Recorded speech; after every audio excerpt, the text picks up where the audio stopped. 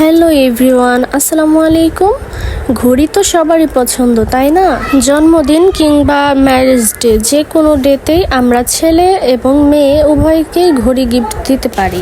Gift উপলক্ষে আপনার budget যদি 500 থেকে 700-র মধ্যে হয়ে থাকে, তাহলে কিন্তু আপনি সুন্দর একটা মিডিয়াম সাইজের ঘড়ি আপনার হাজব্যান্ড অথবা ওয়াইফকে গিফট করতে পারেন আপনাদের যে কোনো স্পেশাল ডেতে।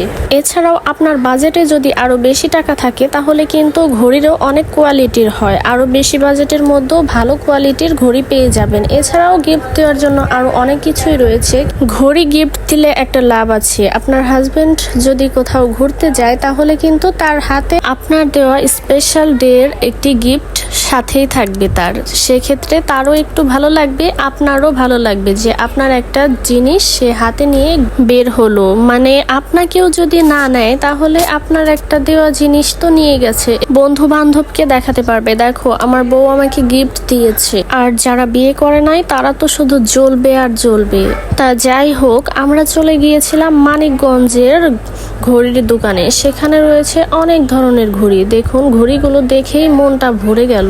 যেমন সুন্দর সুন্দর ঘড়ি, তেমন সুন্দর সুন্দর দাম দেখেও পাগল হয়ে যায়। ঘড়ির দোকানে আমি একটা মিরর দেখতে পেলাম, সেখানেও আমি একটু ভিডিও করে নিলাম, আর কি যেটাকে বলে ঢং ঢং করে নিলাম।